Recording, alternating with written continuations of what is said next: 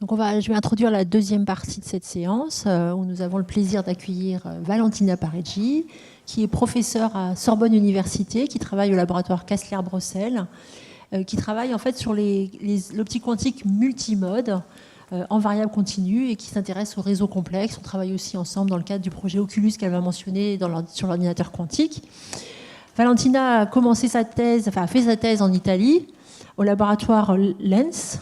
C'est European Laboratory for Nonlinear Spectroscopy à Florence, où elle a fait des études très fondamentales sur l'optique quantique, en mettant en évidence la no-commutation des mesures, par exemple. Elle a ensuite rejoint la France pour différentes études, des études souvent liées à la physique atomique, donc des études avec des nuages d'atomes de Rydberg, des non-linéarités, des mémoires quantiques à base d'atomes. Elle a quand même été mettre un petit pied du côté des nanos. Je suis très contente que tu aies fait ça. Et elle a ensuite décroché ce poste en 2015 à Sorbonne Université. Elle a reçu un projet ERC consolidateur en 2018 et elle a reçu la médaille de bronze du CNRS en 2020. Donc tout ça pour vous montrer la qualité extrême de notre invitée du jour. Valentina est également très impliquée dans des activités pour la communauté, dans le centre quantique de Sorbonne Université, dont je n'arrête pas d'oublier l'acronyme, et également dans des activités internationales où nous essayons toutes les deux de contribuer, toi plus que moi, notamment sur la place des femmes en mécanique quantique. Je pense que je regarde l'amphi et vous pouvez vous-même vous rendre compte qu'on a un petit souci de ce point de vue-là. Et donc Valentina et moi faisons partie d'une association qui réfléchit à ces problématiques. Voilà. Et donc je suis très heureuse de t'accueillir aujourd'hui pour ce séminaire sur les technologies quantiques dans les variables continues. Très bien. Merci Pascal. En fait, c'est un honneur et un plaisir d'être ici. Je te remercie vivement aussi de la présentation avec beaucoup de détails. Donc en fait, aujourd'hui, je veux parler des réseaux quantiques multimodes à variable continue. Et je vais commencer par reprendre quelques éléments. Donc, Pascal a bien introduit les variables continues tout à l'heure, l'oscillateur harmonique quantique. Je vais essayer de redonner quelques détails aussi pour revenir aussi plus proche au type d'expérience et des thématiques que je regarde en fait. Alors, je démarre par un intro. Donc, mes transparences sont en anglais, mais je vais bien parler en français. Donc, ça sert aussi si quelqu'un est un peu moins à l'aise avec les français. De toute façon, ni l'un ni l'autre, c'est ma langue maternelle. Donc, vous avez le droit aussi de m'interrompre pour poser des questions. Très bien. En fait, moi, je fais partie de l'équipe optique quantique multimode. Donc, on s'intéresse au champ multimode. Dans son introduction, Pascal, de la seconde quantification du champ, nous a bien montré que les champs électromagnétiques, il y a plein de modes, donc des modes surtout à différents vecteurs d'onde. Mais en général, en fait, dans les équations de Maxwell, on peut les résoudre avec des contraintes différentes, et on découvre qu'il y a, par exemple, des modes différents de polarisation. On a des modes spatiaux différents, donc par exemple, si on regarde la lumière résonante en cavité, donc là je vous montre une série des modes gaussiens qui sortent de cette cavité. On a aussi différents modes des fréquences. Donc dans notre équipe, on a l'habitude de jouer avec ces modes et surtout de les regarder dans les cadres quantiques, donc quand on a des phénomènes quantiques qui les concernent. Alors, désintriquer les modes et les états quantiques, c'est très complexe. Donc c'est un peu, ça a l'air d'être un jeu de mots, mais vous trouvez effectivement en bas de ces transparents une référence, donc c'est un article des revues qui est mes collègues Claude Fabre et Nicolas Treps, qui ont initié effectivement les groupes optiques quantiques multimode, ont fait récemment. Justement, il y a aussi des fois on peut jouer sur les deux, donc on parle effectivement de degrés des libertés ou d'états quantiques de façon variée selon les différents domaines en fait, et notamment des fois quand on parle, donc, notamment, je vais aborder la différence en P entre variable discrète et variable continue. Effectivement, les degrés des libertés d'intrication ou les modes, des fois, en fait, on mélange un peu les deux. Donc, il y a des façons bien définies de voir ces problèmes. Donc, vous allez retrouver certaines dans cet article de revue. Je vais en aborder partie, en fait, dans mon exposé. Donc, si on revient à un mode de champ, donc j'ai réintroduit des choses, j'essaie, donc c'est pour répéter. Je sais qu'effectivement, après qu'on a pris un cours, c'est bien de revoir quelques concepts pour se rapprocher, être plus proche du reste. On parle en fait d'oscillateurs harmoniques, comme Pascal nous a dit, et effectivement, dans les passages entre les mondes classiques et les mondes quantiques, on regarde les possibles états de l'énergie et donc on retrouve la quantification, donc on retrouve les états de l'énergie qui vous donnent des nombres d'excitation différentes. Donc c'est ce qu'on appelle les nombres de photons. Et dans les dernières, je pense, 20-30 minutes, Pascal a introduit l'opérateur densité. Donc là, je reprends l'opérateur densité en variable discrète, donc dans la base des états qu'on appelle des forks, donc les états nombres de l'oscillateur harmonique. Et aussi, on a sur les côtés droits la description par la fonction de Wigner.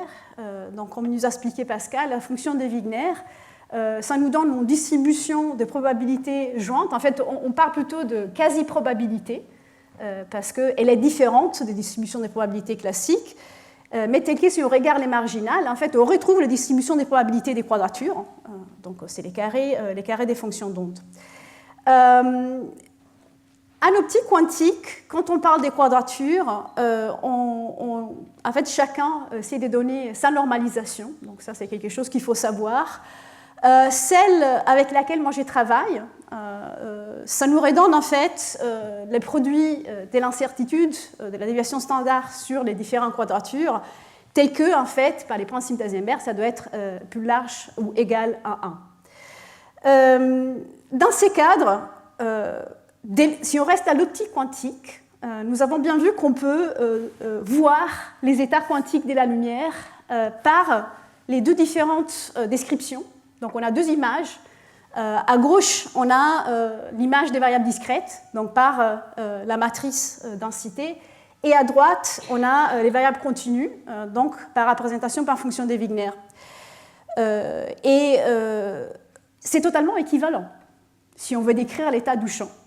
Il n'y a aucune différence, sauf que, en fait, comme Pascal disait tout à l'heure, notamment pour l'état cohérent, c'est beaucoup plus simple de représenter l'état cohérent dans l'espace des variables continues par fonction de Wigner, plutôt que reprendre tous les éléments de la matrice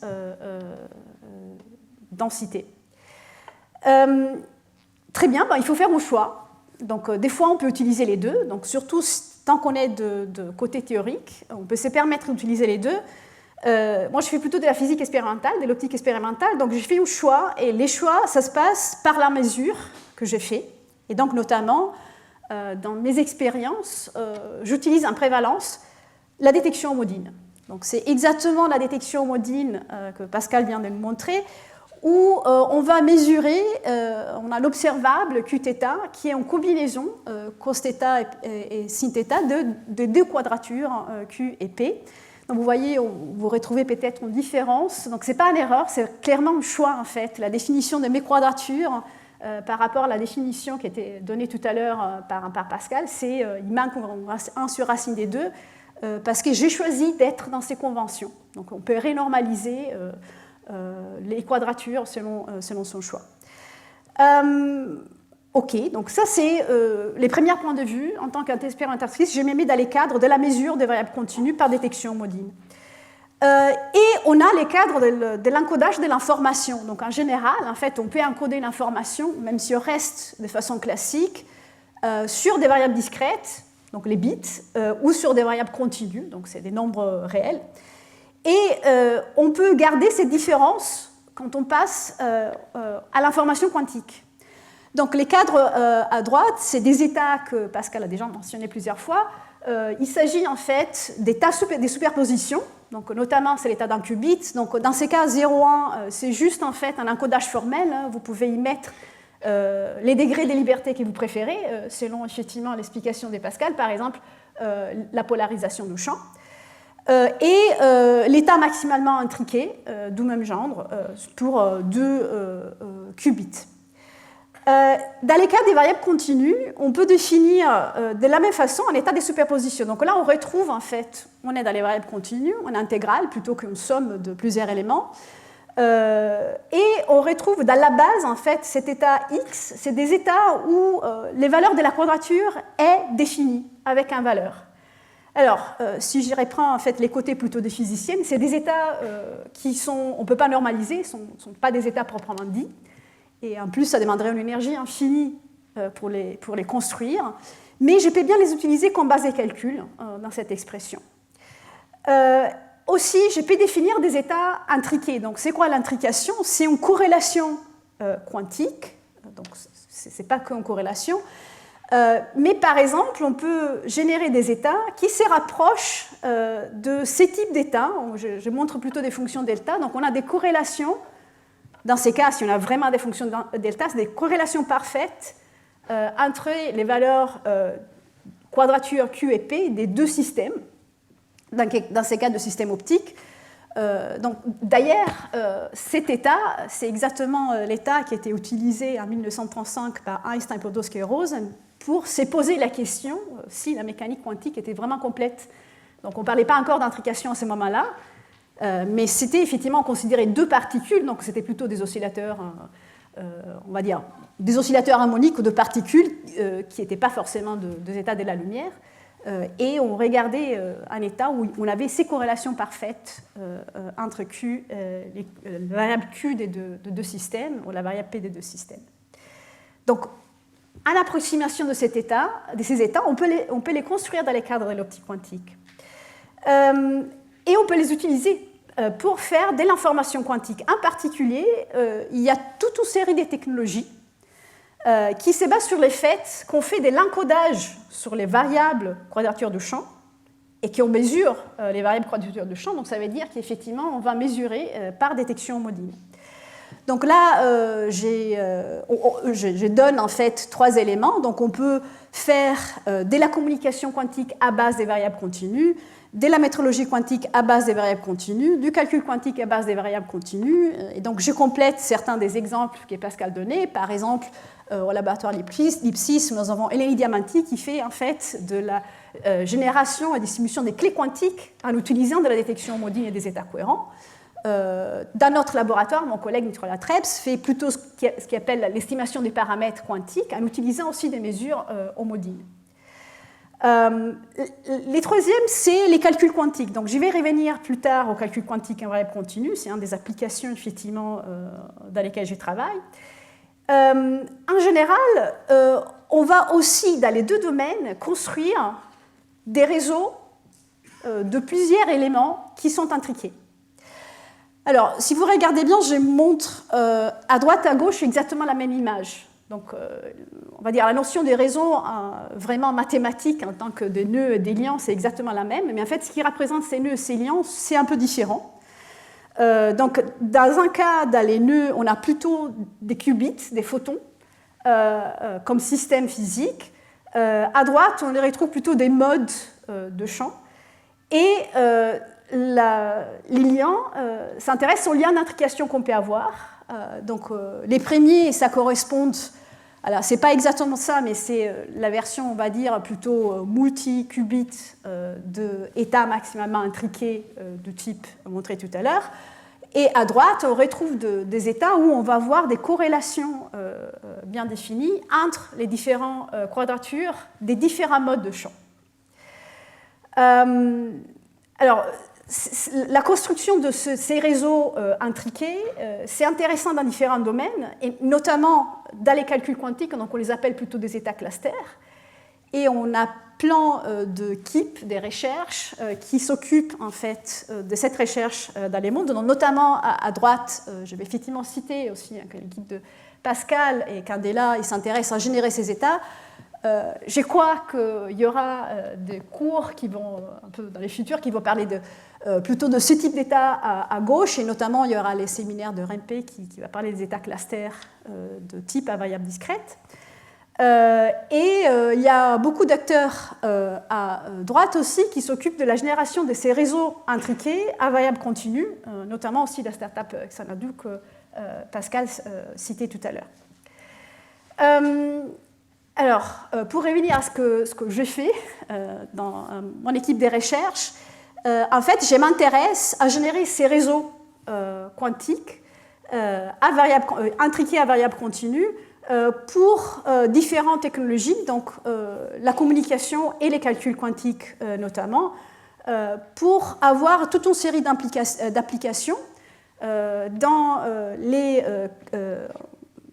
calculs quantiques et plutôt notamment dans la branche qu'on appelle machine learning ou apprentissage quantique en français, en utilisant des états quantiques pour générer des réseaux de communication à large échelle et aussi pour faire des tests un peu plus fondamentaux en fait, sur la simulation de systèmes ou systèmes ouverts. Très bien, je vais démarrer par raconter comment en fait, on va construire ces réseaux quantiques à variable continue. Et pour faire ça, il faut démarrer par une ressource qui est l'état comprimé. Donc là, je représente dans mon plan QEP des quadratures, en fait, une surface en pointillé, c'est la surface qui représente en fait on va dire les produits des variances en fait sur QEP de deux états. Donc, selon les conventions que j'ai choisies pour l'état de vide, c'est égal à 1, leur produit, et notamment l'un et l'autre, donc l'incertitude sur Q et sur P, c'est exactement la même, et c'est égal à 1. Donc, on appelle les états de vide comprimés, les états tels que, en fait, on réduit cette incertitude selon direction au prix de l'augmenter dans l'autre, bien évidemment. Parce que les produits, ça doit rester 1. Donc, dans ces cas, c'est des états à incertitude minimale. En fait, on peut se poser la question de ce que ça veut dire quand je fais l'expérience dans les laboratoires, à voir ces types d'états. Donc, en fait, j'ai fait ma détection modine et je regarde, en fait, les quadratures. Donc, l'observable, je vous rappelle, c'est une combinaison de Q et P selon cosinus d θ et sinus d θ. Donc, en fait, je regarde en fait, la marginale, si on parle de distribution des probabilités, de ma fonction de Wigner. Il faut aussi représenter la fonction de Wigner comme gaussienne tridimensionnelle sur les plans Q et P. Et en fait, la variance de mes mesures, ça change selon l'angle que j'ai choisi dans ma mesure. Et l'angle, ça peut être choisi en changeant la phase en fait, de l'oscillateur local dans la détection modine.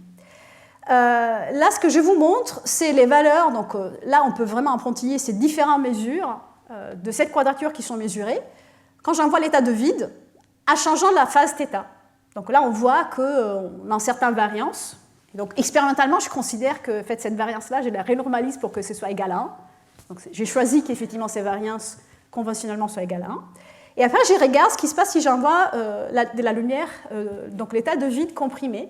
Et donc, on peut voir que si j'échange θ, je vais trouver en fait des distributions plus ou moins larges. Et notamment à cet endroit-là, on trouve que la variance est plus petite que les cas de l'état de vide. Alors, je parle d'état comprimé. Je fais partie du laboratoire Kastler-Brossel. Donc, en fait, le laboratoire, c'était un des pionniers dans la génération et dans la détection des états de vide. Donc, je crois qu'il y a quelques collègues dans la salle qui étaient un des premiers. Donc, notamment Antoine Edman, il a fait une des premières expériences pour la génération des états de vide. Comme, en plus, Pascal l'a rappelé tout à l'heure, ces états comprimés, on peut les utiliser aussi pour... moi, je vais les utiliser pour faire des protocoles de calcul quantique, mais on peut les utiliser pour augmenter la sensibilité de détecteurs d'ondes gravitationnelles. Et donc, notamment, en fait, au laboratoire, dans l'équipe d'Antoine, on a quelqu'un qui s'occupe, c'est Pierre-François Cardon, qui s'occupe, en fait, de générer des états de la lumière comprimés pour les utiliser pour la détection d'ondes gravitationnelles dans les projets LIGO et Virgo. Alors, comment on les génère, les états comprimés? Je pense que je vais parler d'un processus non linéaire qui revient souvent donc même Pascal en a déjà parlé, c'est la génération paramétrique spontanée. Et on se met dans les cas où les champs des signaux à Heidler, donc c'est exactement une génération non linéaire des types Ki2 dans un cristal non linéaire, on a un faisceau de pompes qui se transforme en deux champs, signal Heidler. On se met dans les cas où les deux sont totalement dégénérés. Donc la Miltonienne, c'est la somme des termes adag au carré moins A au carré. Donc on a en fait, plutôt qu'avoir adag signal, adag Heidler, on a les deux qui sont les mêmes, donc c'est adag au carré parce que les deux champs sont dégénérés. Là, effectivement, je vous montre, donc ça c'est la fonction de Wigner pour l'état comprimé, dont je regarde effectivement qu'il y a une variance plus petite dans une direction selon la direction dans laquelle il y aura de la compression de squeezing. Alors, si je veux construire des états intriqués à variable continue, j'ai besoin d'avoir au moins deux états comprimés ou deux modes comprimés, selon comment on choisit d'écrire les systèmes. Donc, par contre, on commence par deux états comprimés qui sont comprimés selon deux directions différentes. Donc, si je pense à deux champs de lumière qui se propagent, ou deux champs électromagnétiques qui se propagent, en fait, je peux considérer que en fait, la phase pour laquelle on a de squeezing, elle est décalée par rapport à la phase de l'autre. Donc, si je regarde leur chemin en parallèle, et on peut les envoyer dans un bisplitter 50-50, et je regarde l'état en sortie. Alors, je vous rappelle que quand je dis je regarde les états en sortie, dans mon langage, ça veut dire que j'ai fait de la détection homodine. Okay, donc, je ne compte pas des photons, pas pour le moment. Donc, je regarde, je mesure les quadratures à la sortie, à deux sorties de bisplitter. Et en fait, si je regarde les deux champs de façon totalement, sans en fait m'occuper de ce qui se passe dans l'autre porte, je vais trouver des distributions des quadratures telles que la variance, vous voyez, selon P et Q, c'est très grande, donc ça correspond à ce qu'on appelle à l'état thermique, et de même façon de l'autre. Par contre, si de façon instantanée, je mesure, par exemple, la variable Q aux deux sorties et simultanément, je vais retrouver que les deux valeurs sont corrélées. Donc, je mesure Q à A qui va être égal à QB, si j'appelle A et B les deux sorties. De même façon, si je mesure la variable P, je vais avoir que PA c'est égal à moins PB. Et donc, c'est de cette façon qu'on retrouve en fait des corrélations, et c'est des corrélations quantiques, c'est l'intrication entre les deux portes en fait, des sorties du bisplitter. Donc, cet état-là, on l'appelle l'état comprimé bimode. Donc là, je vous donne la fonction de Wigner. Donc, alors là, c'est encore plus grave que les matrices densité, parce que la fonction de Wigner, quand ça commence à devenir quadridimensionnel, on ne peut pas donner des images. Donc, ce que je vous montre là, c'est deux sections. L'une, selon, en fait, si je fixe les valeurs de x1 et p1 d'un côté, donc je retrouve en fait quelque chose qui est totalement rond sur l'autre mode, donc sur l'autre porte de sortie, alors que si je regarde en fait juste la section selon les deux variables pour lesquelles j'ai de la corrélation, je trouve en fait qu'elle est allongée selon la diagonale en fait de ces deux variables. Ok, donc de cette façon, je peux construire, si vous vous rappelez, en fait, j'avais donné une image graphique qui donnait un réseau où je vais avoir différents modes de champs qui sont comprimés. Donc je peux imaginer que les modes de sortie, donc les deux portes de sortie des sub-splitters, les deux champs, ils vont constituer les deux nœuds que je vois là, en fait, qui sont intriqués, sont une petite partie, une petite portion de mon réseau. Alors, ce n'est pas la seule façon d'avoir les deux nœuds. Je peux utiliser aussi en fait, des modes temporels. Dans ces cas, par exemple, je peux prendre un état comprimé qui est défini à un temps bien déterminé. Donc souvent, par exemple, les premiers états comprimés, on les faisait en cavité. Donc on mettait le système, la génération paramétrique en cavité pour augmenter en fait, l'interaction entre les champs et les cristals. Et donc on peut dire les temps de vie de ce champ comprimé, ou les définis, c'est les temps de vie, c'est donné par la longueur de le temps de vie de champ dans la cavité.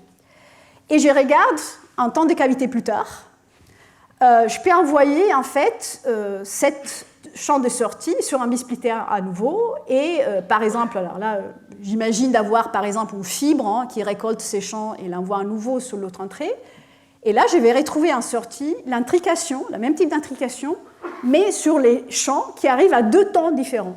Donc c'est ce qu'on appelle aussi les time beans qui est utilisé en fait pour encoder aussi des photons uniques. Troisième point de vue, donc je reprends exactement la génération paramétrique dans les canons dégénérés dont nous parlait Pascal tout à l'heure. Mais à nouveau, je mesure avec la détection homodine. Donc dans ces cas, je retrouve bien la Miltonienne de génération signal Heidler, mais je ne me contente pas de compter seulement les couples de photons. Donc en fait, si je regarde pas à faible aigant, faible interaction, je vais avoir pas seulement de couples de photons, je vais avoir des doubles couples de photons, je vais avoir des triples couples de photons, donc tous ces termes qui vont arriver, qui font en sorte que si je regarde en fait l'état dans l'espace des phases, je retrouve exactement une description par fonction des Wigner, un état intriqué à variable continue. Alors très bien, je peux utiliser les différents degrés de liberté pour faire en fait 2 nœuds en fait, de mon réseau. Comment je peux construire un réseau plus large? En fait, je peux commencer à avoir plusieurs sources d'états comprimés, l'envoyer sur un interféromètre linéaire. Donc, en fait, on va dire c'est la génération en multimode, la généralisation en multimode d'un bisplitter. Donc, je vais avoir plusieurs portes d'entrée, plusieurs portes de sortie. Dans l'interféromètre, je vais avoir des bisplitters, de lampes des retards, donc des éléments optiques linéaires. Et à la sortie, selon en fait comment j'ai casé mes optiques dans l'interféromètre, je vais retrouver des états intriqués avec des relations d'intrication qui dépendent effectivement de cet interféromètre, de cette optique linéaire. Une autre façon de faire, c'est celle qui a été développée dans mon équipe depuis plusieurs années, par Claude Fabre et Nicolas Treps en particulier, concerne à utiliser un système, donc il faut plutôt regarder la partie en bas, où on a plein de modes de fréquences. Alors, on a plein de modes de fréquences parce qu'en général, la génération paramétrique, on peut avoir plein de coupes de fréquences telles que en fait, leur somme donne les valeurs de la fréquence de pompe. Et en plus, nous, on y rajoute le fait aussi qu'on a les lasers des pompes qui impactent des fréquences, donc il y a plein de composantes de fréquences. En fait, on arrive à écrire, on a Miltonienne, donc ça c'est la généralisation multimode de la Miltonienne des générations paramétriques, où on a plein de champs avec en fait, les index Mn, dans lesquels on peut générer des coupes de photons, avec des probabilités différentes, donc qui est donnée par cette matrice L, qui dépend de en fait, ce qu'on appelle l'accord des phases du cristal. Ça dépend de la forme spectrale de la pompe que j'envoie. Et on peut décrire ces systèmes en faisant, alors imaginons que L a des valeurs réelles, on peut faire une diagonalisation de cette hamiltonienne. Et on retrouve en fait la somme d'hamiltonienne. C'est celle, si vous vous rappelez, en fait, c'est S DAG, c'est l'opérateur création d'un mode bien déterminé, au carré, c'est celui qui générait les états comprimés. Donc par diagonalisation, je passe d'un système où j'écris plein d'états biphotons et donc d'états aussi intriqués en fréquence, à une base, parce que ça c'est un changement de base de la diagonalisation, dans lesquels en fait j'ai des modes comprimés. Alors, notamment pour les types de systèmes qu'on regarde, si on envoie en fait un laser des pompes qui est un spectre gaussien, les modes qui sont comprimés, c'est des modes Hermite-Gauss. Donc c'est ce que je représente là en fait. Et en fait, l'effet de mélanger par optique linéaire dans ces systèmes, ça correspond au fait de regarder une autre superposition quelconque de longueur d'onde qui n'est pas cette base des modes-là. Alors, je sais que ça, c'est des points un peu compliqués à s'imaginer. Mais il faut savoir que, en fait, la détection homodine dont je parle, que j'utilise, c'est une mesure sélective, un mode, donc projective un mode. Donc, c'est-à-dire que je peux faire donc, un optique femtoseconde, donc les lasers qu'on envoie, c'est des lasers femtosecondes. On peut faire ce qu'on appelle de la mise en forme d'impulsion, donc c'est-à-dire aussi qu'on va mettre en forme la forme spectrale de ces impulsions. Donc, si je choisis comme oscillateur local, par exemple, un oscillateur local qui est en forme gaussienne, c'est un des modes que dans mon système est un mode où on peut trouver un état des vides comprimés, et je collectionne des mesures de quadrature par détection homodine, je vais retrouver en fait, la statistique d'un vide comprimé. Si je regarde n'importe quelle autre base des modes, et je compare en fait les valeurs entre deux modes bien déterminés, je vais retrouver des corrélations. Donc je vais retrouver, et notamment je vais retrouver de l'intrication entre les différents modes. Donc ça c'est une façon de regarder un espace d'Hilbert très grand avec plein de modes dans lesquels on peut générer des corrélations entre les différents oscillateurs harmoniques qui représentent ces différents modes. Alors plus en général, et c'est effectivement exactement c'est que on s'occupe aussi plus récemment dans les projets Oculus, c'est la génération des états clusters de très, très larges en fait. Donc là, on veut aller sur des états qui ont différents degrés de liberté. Notamment, on utilise les degrés de liberté time bin et les degrés de liberté des fréquences pour avoir un multiplexage de modes dans lesquels, par exemple, on peut mettre au début des états comprimés et les faire interagir par optique linéaire pour générer ces états, en fait, ces systèmes, ces clusters très grands, avec plein de modes intriqués. Alors, les types de systèmes que j'utilise pour arriver à ces résultats, c'est à nouveau de la génération paramétrique, c'est à nouveau multimode, dans le sens qu'on va avoir un accord des phases qui va relier plein de fréquences différentes, où on va aussi envoyer des impulsions femtosecondes, ou en tout cas de la deuxième harmonique d'impulsion femtoseconde, pour avoir des spectres larges, qui va contrôler aussi ce type de génération. Mais là, on va les faire dans des guides d'ondes qui sont inscrites dans des cristaux non linéaires. Donc, on n'est plus en cavité, mais on est dans des guides d'ondes. On a toujours en fait un matériel de type Ki2. Mais la lumière est guidée, donc ça nous permet d'augmenter l'intensité de champ pour avoir en fait une nonlinéarité assez grande, de générer assez de squeezing. Et là, on va générer l'état comprimé, impulsion par impulsion. Donc, impulsion par impulsion, on va avoir un état comprimé, mais on va aussi avoir tous les différents modes de fréquences qui sont comprimés. Donc, il faut s'imaginer que c'est un multiplexage en fréquence et en temps. Donc, c'est les degrés de liberté que je peux utiliser pour construire les réseaux. Alors, pour pouvoir construire les réseaux qui sont intriqués en temps et fréquence, on aura besoin d'avoir minimum 2 systèmes de ce type-là. Alors, il faut s'imaginer en fait qu'on va générer les états comprimés à des temps déterminés sur un certain nombre de fréquences et ils vont en fait se propager en parallèle. Et à un certain moment, on va retarder un par rapport à l'autre. On va les mélanger dans un bisplitter. Donc, si vous vous rappelez, les mélanger dans un bisplitter, ça va donner 2 modes de sortie qui sont intriqués. Et après, à nouveau, on va retarder l'un par rapport à l'autre. On va remélanger à nouveau. Et donc, cette, on va dire, succession de lignes de retard et bisplitter, ça va me permettre de générer des corrélations à des temps différents et de garder aussi toutes les corrélations à des fréquences différentes qui sont intrinsèques dans les systèmes que je génère.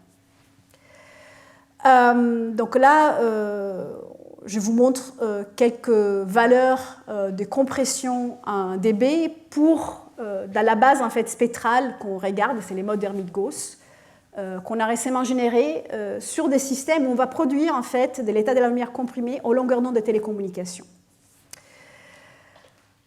Ok, donc j'ai maintenant mes réseaux et je vais les utiliser pour des applications. Donc, notamment, j'ai parlé du fait qu'on peut utiliser ces états intriqués pour faire du calcul quantique photonique.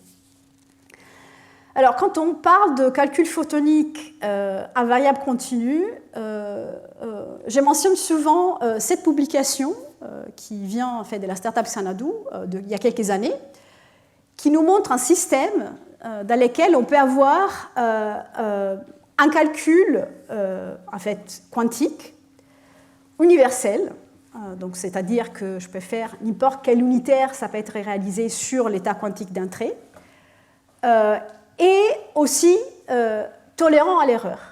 Donc ça, c'est très important parce que les machines peuvent faire des erreurs, les machines quantiques font des erreurs, donc il faut pouvoir corriger les erreurs. Alors, la recette à variable continue est la suivante. On va avoir ces systèmes, ces grands réseaux d'états qui sont intriqués, mais dans un certain nombre de nœuds, on ne va pas avoir seulement les corrélations dont j'ai parlé, qui sont données par des états squeezés qui sont mélangés. Rappelez-vous, en fait, les corrélations entre deux nœuds, si j'ai du squeezing au début, je peux les mélanger. À la sortie d'un bispeter, je retrouve des corrélations entre les quadratures. Donc, c'est des corrélations quantiques, c'est de l'intrication, on peut l'utiliser pour faire des protocoles, mais c'est ce qu'on appelle de la corrélation gaussienne, c'est-à-dire que la fonction de Wigner de l'état global, elle est gaussienne. Alors en fait, il y a des théorèmes dans l'information quantique qui nous disent que si on veut avoir pleinement l'avantage quantique, on a besoin d'avoir des fonctions de Wigner non gaussiennes, et notamment aussi avec des valeurs négatives. Dans cet protocole, en fait, on sélectionne comme état non gaussien les états GKP. Donc ça, c'est exactement l'état dont Pascal parlait tout à l'heure. Si on les regarde à l'espace des quadratures, on ferait des pics sur l'état GKP parfait, c'est juste des deltas des Dirac, en fait, dans l'espace des phases. Et qui, en fait, la fonction de Wigner, elle a des valeurs positives, des valeurs négatives. Donc, en fait, ce qui est intéressant de ces états, c'est que ça nous donne des états non gaussiens et avec un Wigner négatif, qui est nécessaire pour effectivement accéder à cet avantage quantique dans les calculs universels, mais aussi c'est des états, comme le disait Pascal, qui permettent de faire la correction d'erreurs. Donc, ils apportent les deux éléments. Alors, quel est l'état de l'art pour construire ce type de machines? Alors, depuis plusieurs années, on arrive à générer les réseaux dont je vous parle avec un grand nombre de modes. Mais ça reste des réseaux gaussiens pour le moment, notamment à partir de 2019. Donc ça, c'est deux expériences qui ont été réalisées à peu près en parallèle dans l'équipe de Ulrik Andersen en Danemark et de Furusawa au Japon, où on génère des états clusters de type d'intrication dont je vous parlais, avec des états comprimés, des lignes de retard. Donc, c'est encodé dans des modes temporels différents. Donc, c'est l'encodage qu'on appelle time-B. Si on veut utiliser aussi la partie non gaussienne, qui est nécessaire en fait dans cette approche fault-tolerant, on nous demande d'avoir les états GKP. Alors là, je vous montre effectivement la même image que nous a montré Pascal à droite. Donc, c'est un résultat qui effectivement est largement apprécié dans la communauté. C'est les états GKP qui ont été réalisés par la startup Xanadu. Et à gauche, vous voyez, on a un état qui a l'air meilleur. Effectivement, ça veut dire quoi meilleur? Par exemple, on a un nombre majeur de pics dans cet espace des phases, négatif et positif, qui a été réalisé sur des champs micro-ondes qui interagissent avec des systèmes supraconducteurs. Alors, ce n'est pas des champs optiques, donc ça ne concerne pas en fait la proposition à droite. C'est-à-dire qu'effectivement, même si ça, c'est un état très intéressant et ça a demandé beaucoup de développement technologique pour arriver à cet état, on n'est pas encore au niveau d'état, on va dire, GKP qu'on peut générer dans d'autres plateformes, qui par contre ont d'autres problèmes. Ça n'existe pas effectivement un système, une technologie qui n'a pas de problème. Donc dans ces types de systèmes, par exemple, on a du mal à générer les états clusters gaussiens. Donc ces réseaux-là, on n'arrive pas encore à générer en fait un grand nombre de nodes qui sont proprement intriqués dans ces types de systèmes.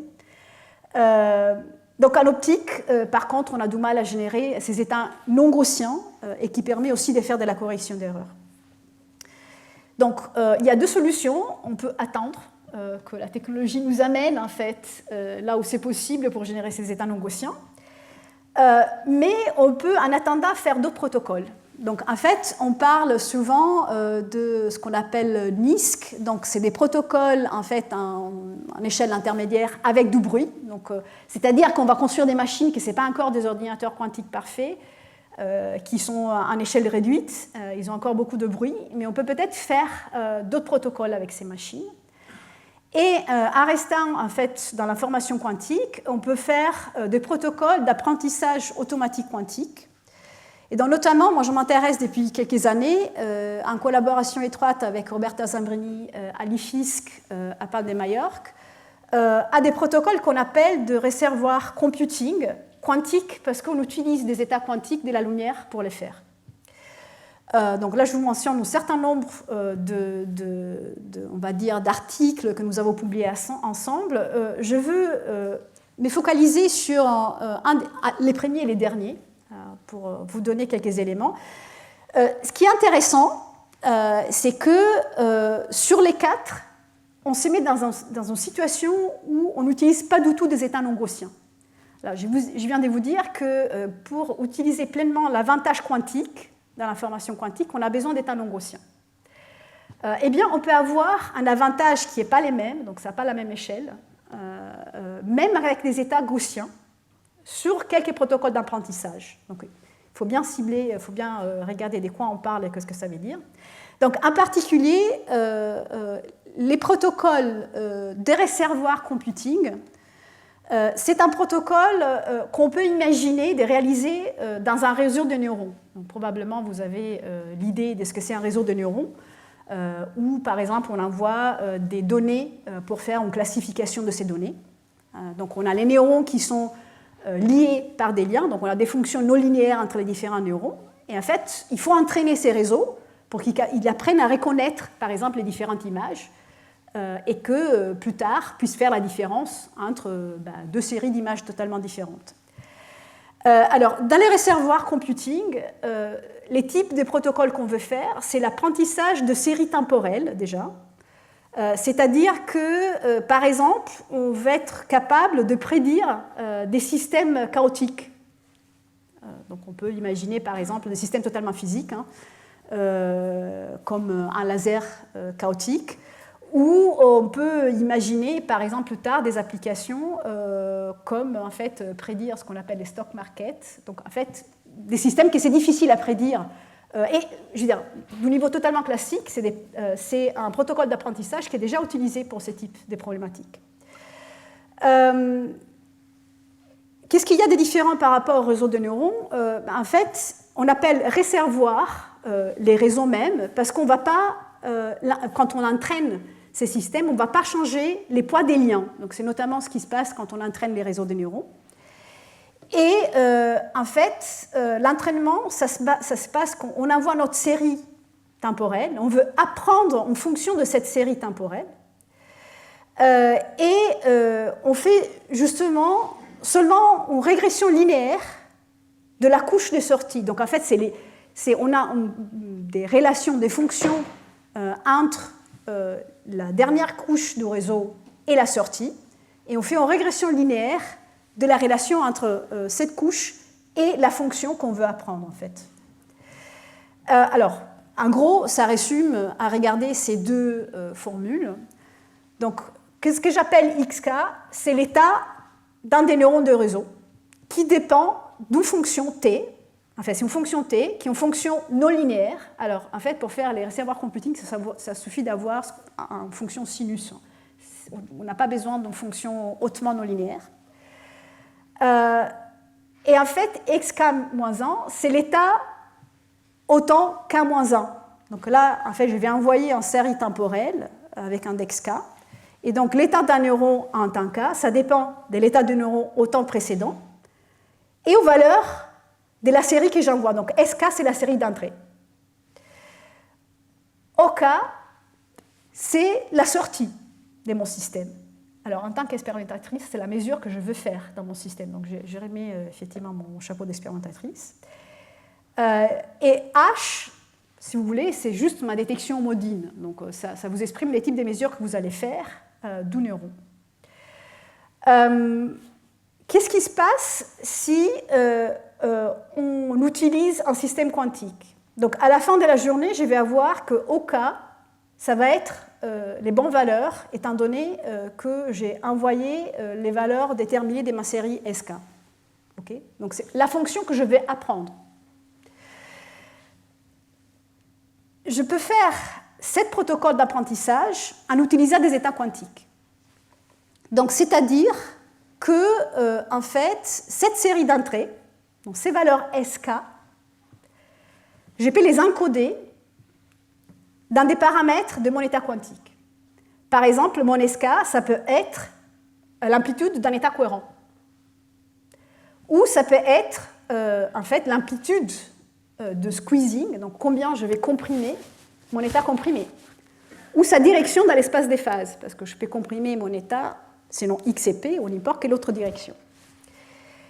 Et ce qu'on a démontré, c'est que si on utilise des états comprimés, on est plus efficace que dans l'utilisation des états cohérents. Par exemple, quand on veut apprendre des fonctions non linéaires dans les temps. Donc là, en fait, les codes couleurs, là, vous avez des fonctions différentes.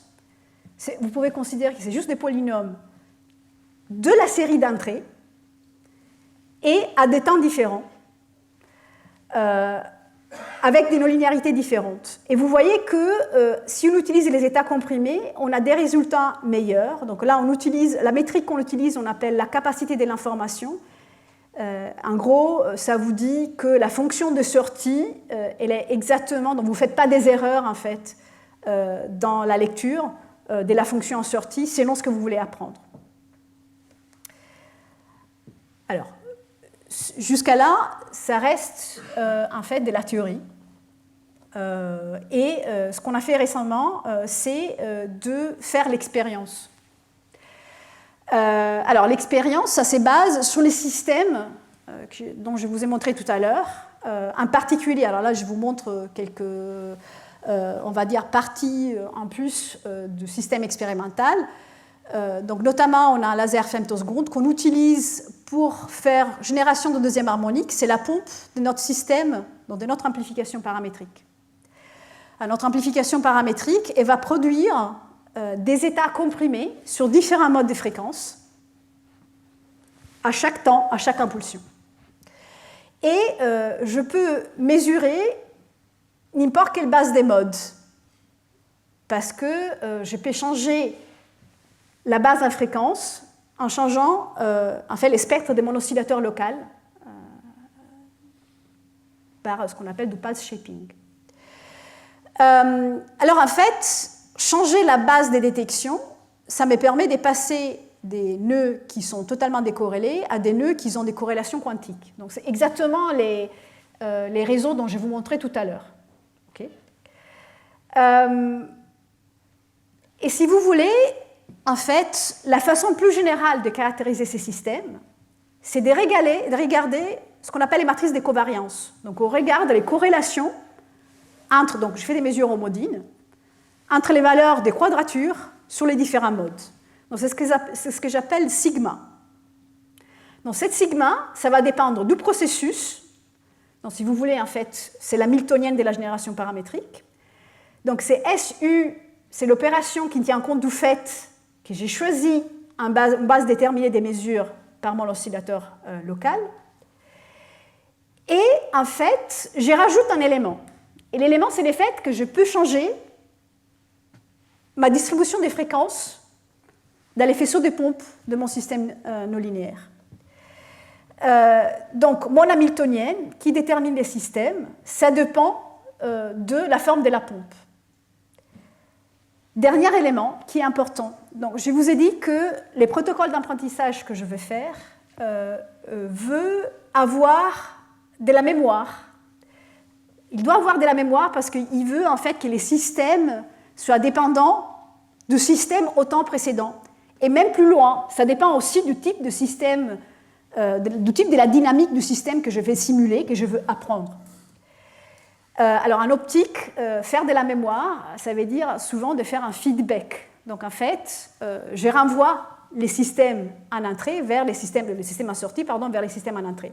Donc notamment ce qu'on fait ici, c'est ce qu'on appelle un feedback incohérent. Donc ma mesure homodine, je la mélange avec la série d'entrées qui va déterminer en fait la forme de ma pompe. Et c'est de cette façon que j'arrive à introduire un élément de mémoire dans mon système. Alors oui, je vois vos yeux, c'est un peu compliqué comme système. L'idée principale, ce qu'il faut avoir en tête, c'est que tous ces systèmes, je peux les représenter comme un ensemble de modes spectraux. Et ces modes spectraux ont des corrélations quantiques différentes.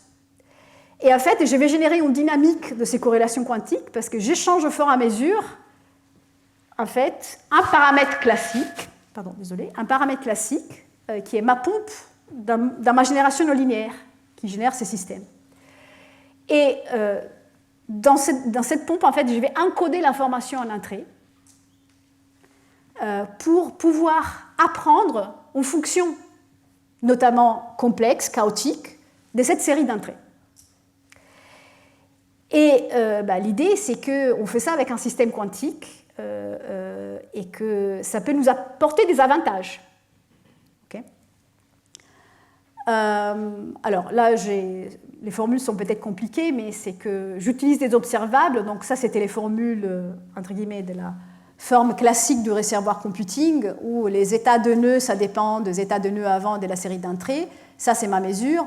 Donc là, c'est un peu plus compliqué, mais en fait, ça concerne les faits que les observables, c'est des éléments de cette matrice d'écovariance que je peux mesurer à partir de ma détection modine, et que tout ça dépend de la pompe en entrée. Alors, je vous montre les résultats. Donc, qu'est-ce que ça veut dire apprendre une série temporelle? Donc, ça veut dire, par exemple, apprendre ces types de systèmes. Alors, dans les cas de l'apprentissage automatique, selon le type de problématique, on a aussi des références. Donc, on a des problématiques, des séries de données qui sont utilisées pour tester si l'apprentissage automatique, si la machine qu'on utilise, elle marche bien. Donc là, par exemple, on fait la prédiction d'une série chaotique, c'est ce qu'on appelle un circuit électronique double scroll. Donc, en fait, ce n'est pas nécessaire de comprendre la dynamique du système, mais c'est pour vous dire, on a une série de données qui ont été générées par des systèmes physiques souvent qui ont été étudiés. On sait qu'ils ont un comportement dynamique chaotique et qu'on réutilise en fait toutes les fois qu'on fait un protocole d'apprentissage avec des machines différentes pour voir en fait quel est les résultats, la qualité en fait de ces machines. Et là, on voit en fait que alors les targets, c'est ce qu'on veut apprendre, et en fait, en jaune, c'est ce qu'on apprend avec notre système, notre machine. On essaye aussi de se rappeler, donc on utilise des systèmes, des séries pour lesquelles il est nécessaire d'avoir une mémoire. Donc, je ne rentrerai pas dans les détails. Hein.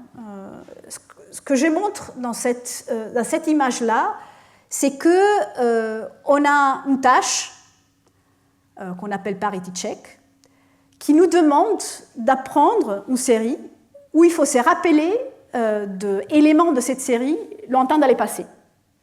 Et donc, cette tau, en fait, c'est juste combien longtemps on va dans le passé. Donc, c'est la mémoire qu'on a.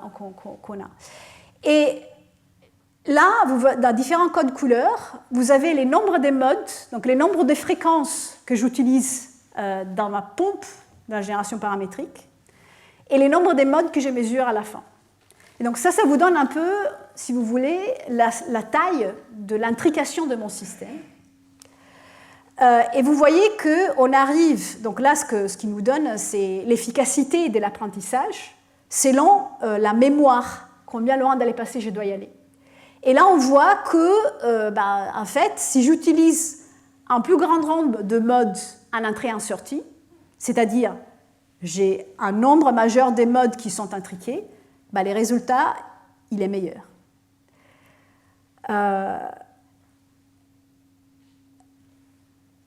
Un autre élément, et je ne vous donnerai pas d'autres résultats, hein, je sais que ça fait beaucoup d'informations, c'est regarder, alors si vous regardez ces deux images pointillées, c'est les éléments de ma matrice des covariances.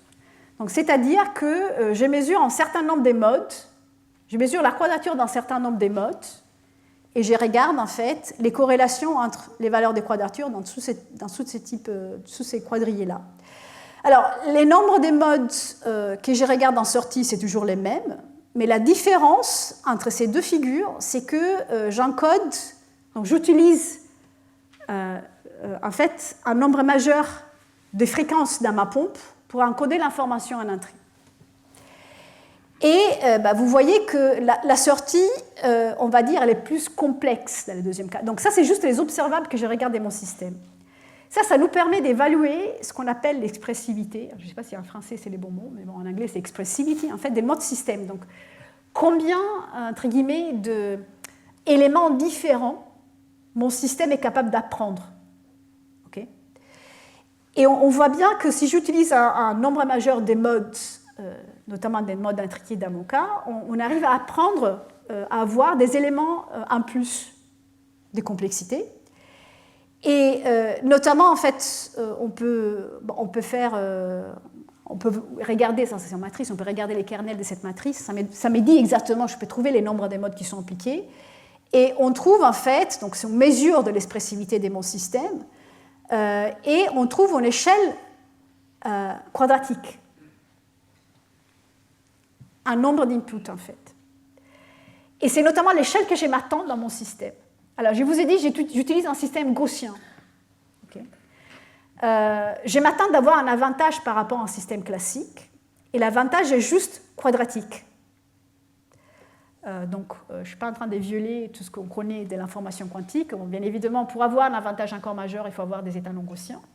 Mais ça, c'est un cas où, juste en utilisant les états gaussiens, dans une tâche en fait, de computation, d'information quantique, on peut quand même avoir un avantage qui reste quadratique. Et ce qui est encore plus intéressant, c'est que si on compare notre système avec les meilleurs systèmes classiques du moment pour faire les mêmes protocoles d'apprentissage, alors selon comment on regarde, parce que quand on compare les systèmes classiques quantiques, c'est pas simple, surtout dans ce type de protocoles, savoir combien de paramètres il faut regarder. Donc on essaie de se mettre dans deux cas. Un, c'est qu'on fige en fait les nombres des neurones dans mon réseau et on fige les nombres des neurones dans les systèmes classiques. Et en fait, on trouve qu'on est meilleur en fait. Si on fige le nombre de paramètres de deux côtés, on trouve à peu près les mêmes résultats. Le nombre de paramètres, c'est quoi? En fait, je considère que dans mon système quantique, dans mon espace d'Hilbert, minimum, je double les paramètres. Donc, si vous pensez au qubit, donc on passe du bit au qubit, donc je double le nombre de paramètres. Et donc, en fait, si j'étais en compte ça, on retrouve à peu près les mêmes résultats. Mais en fait, je dois dire que c'est déjà sympa. Donc, cette expérience, ça ne voulait pas être absolument en machine industrielle. Pas encore en tout cas, que je vais donner à quelqu'un pour qu'il l'utilise pour faire du reservoir computing selon la tâche qu'il veut faire. Donc c'est une expérience dans une table optique, mais qui nous permet déjà de voir en fait qu'on peut arriver à faire des protocoles qui ont un avantage prouvé, qui pour le moment ça reste quadratique, parce qu'on est encore dans les domaines des états gaussiens, en utilisant des mesures homodines, donc des mesures à variable continue. Je vais juste... parce qu'on a démarré pile à l'heure, je pense. Donc je vais essayer quand même de tenir et de vous raconter juste une dernière chose. C'est que... quel est l'outlook? L'outlook, qu'est-ce qu'on va faire après? C'est qu'on voudrait bien aller au-delà de cet avantage qui reste seulement quadratique. Et ça nous demande d'avoir des états non gaussiens. Alors, en ce qui me concerne, je ne me lancerai pas dans la génération des états GKP. Ça demande beaucoup de ressources. Mais on peut générer d'autres états non gaussiens en utilisant l'optique linéaire, non linéaire dans nos systèmes. Et je vous montre juste l'idée. Rien d'autre. Comment on peut générer des états non gaussiens? Alors, on peut faire ce qu'on appelle la soustraction d'un photon ou l'addition d'un photon d'un champ optique. Qu'est-ce que c'est la soustraction d'un photon? Donc, en fait, on a un bisplitter où on envoie notre état quantique. Il est à faible réflectivité. Donc, de temps en temps, on peut avoir un photon qui part de l'autre côté. Alors là, je vais rajouter un élément que je n'ai pas utilisé jusqu'à maintenant. Je compte des photons. Je vais utiliser un détecteur de photons unique qui, de temps en temps, il clique un photon. Quand il voit un photon, je sais qu'il y a un photon qui a été soustrait du chemin transmis. Et donc ça, c'est ce qu'on appelle la soustraction d'un photon. Ce qui est intéressant, c'est que si j'y rentre avec mon état comprimé, je peux avoir une fonction de Wigner négative. C'est sûrement non gaussienne, mais ça peut aussi être négative. Par contre, moi, j'ai plein des modes différents en fréquence, donc j'ai besoin d'avoir un bisplitter qui sélectionne les modes dans lesquels je vais faire la soustraction, et ça peut être fait par un processus d'optique non linéaire qui est la génération des fréquences somme. En fait, c'est juste les processus inverses de la génération paramétrique. Vous avez deux photons qui sont transformés, donc vous additionnez l'énergie d'un photon à l'autre pour avoir un photon plus énergétique. Et en fait, de cette façon, si vous voulez, dans les champs, un des champs à un entrée, il va perdre un photon. Et notamment, on s'arrange, donc ça veut dire qu'il faut faire bien l'optique non linéaire, pour que la forme d'un de deux champs, la forme en spectre, ça va sélectionner dans quel spectre, dans mon champ d'entrée, je vais soustraire les photons. Et ça marche, donc je vous donne effectivement quelques éléments. De la même façon, on peut faire l'addition d'un photon, donc ça reste la génération paramétrique, ou dans les champs de signal, je vais injecter mon état d'entrée, qui est déjà un état quantique. Tous les fois que je clique, donc je vois un photon dans les canaux de Heidler, je vais avoir l'addition d'un photon. Et ça aussi, ça peut permettre de générer un état non gaussien. Et les derniers transparents, c'est que, en fait, on est en train d'essayer de faire ces protocoles dans les systèmes à longueur d'onde de télécommunication. Donc, c'est les systèmes dans lesquels, en ces moments, nous on arrive à générer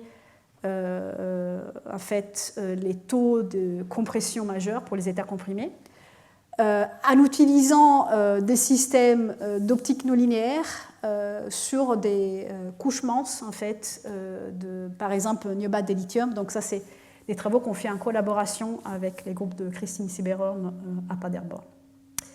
Et avec ça, je veux terminer. Je vous remercie de votre attention.